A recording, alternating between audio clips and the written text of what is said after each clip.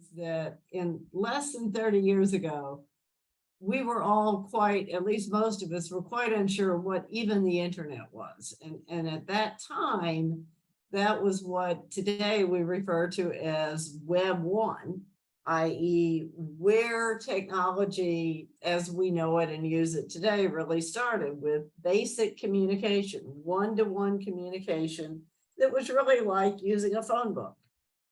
And somewhere along the way, in the late 90s, the idea of, well, if somebody is using a phone book, then why don't we put advertising into that phone book? We can sell advertising. And then we can even take that further. When we put advertising, we can actually sell something with e-commerce. So we want eyeballs. We want people to come with the belief that they will see an ad and they will buy something. And they buy something and there is a transaction fee and life is good. And VCs got involved because this was going to be the whole new way of changing the world. So there was a lot of hype and a lot of investment by a number of the large, more stable, structured software companies saying this is something where we can carve out space in this World Wide Web and we can advertise things and people are going to use our software and people are going to store more data so we can sell more software and more storage space and more technology, all of which grew very quickly from the late 90s up to 2000, which for those of you that were around Silicon Valley know that was the great bust. All of this was hype and a lot of people spending money on things that made absolutely no sense. And it did go burst.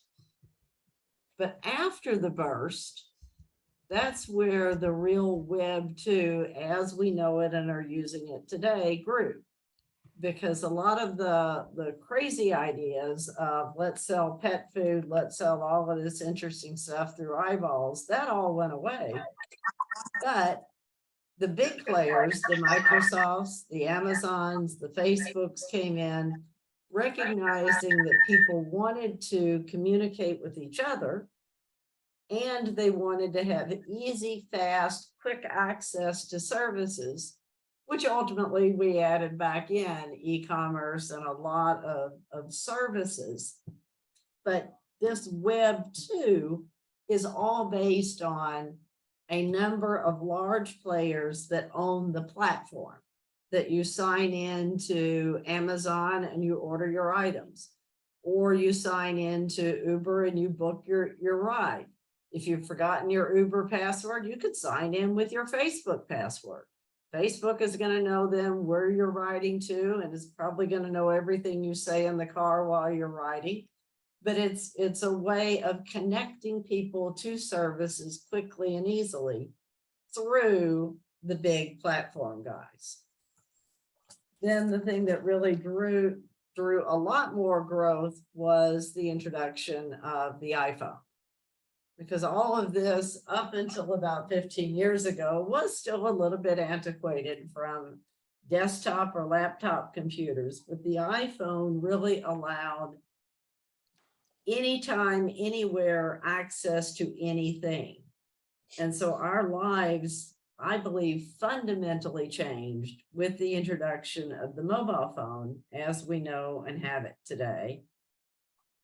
Take that 2 steps further during the pandemic, that mobile phone, that internet became the lifeline because that was how we experienced life. That's how we had to access goods and services.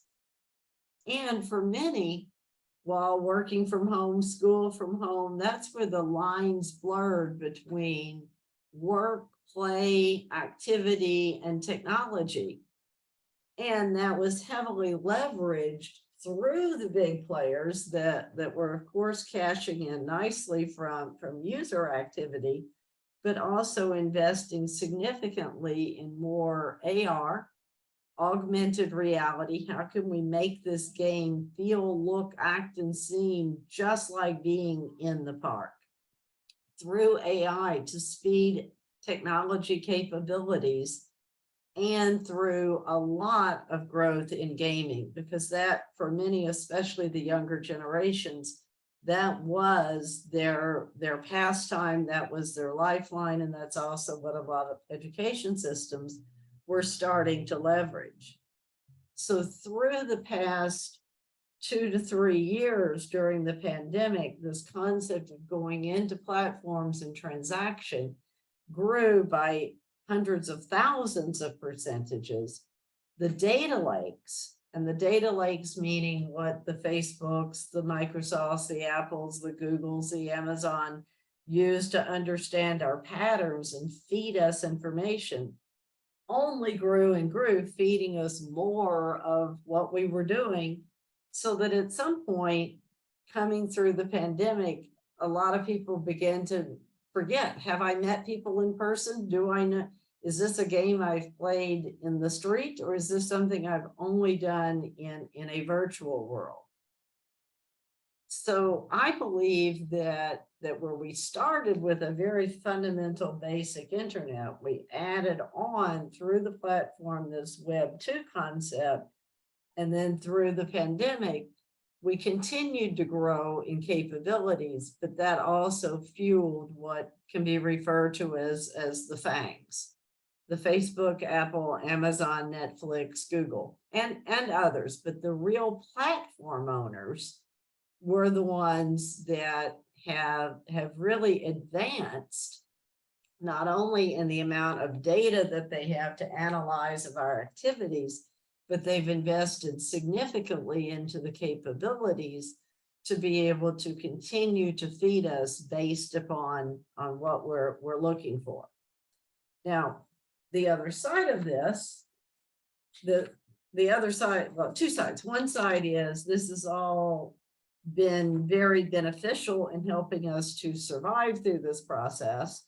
It's also been very interesting to watch the growth, but it's also fueled a question of how much do we really want to give of our data and interactions to these big guys?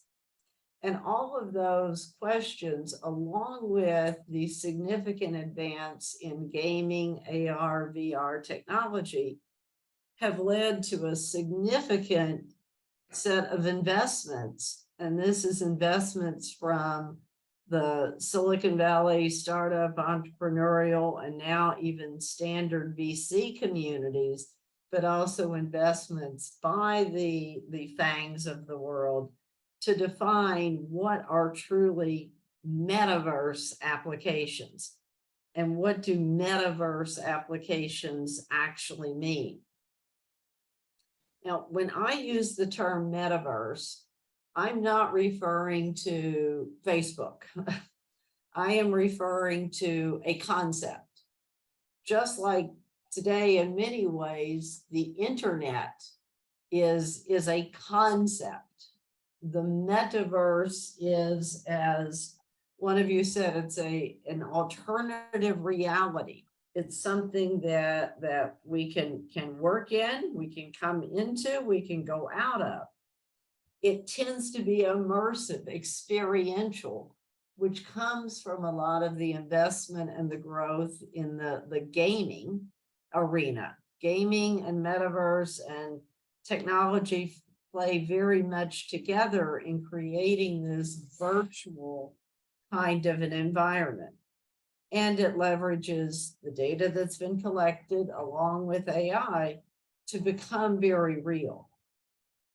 But the fundamental difference between what we have today with internet and World Wide Web, Web 1, Web 2, and the metaverse is built on a very different Web 3 platform, meaning it is built on the blockchain. The blockchain, which is a technology structure based on cryptography, through which independent, autonomous, highly secure nodes can effectively validate individuals and individual resources in a highly secure manner without these centralized platforms. In the World Wide Web, Web 2, to get into your services, whether it's Uber, whether it's Amazon, whether it's, in many cases, your email, you have to sign in through some form of a platform. That's coming into the gate. In a Web3 metaverse, you do not go into a gate per se.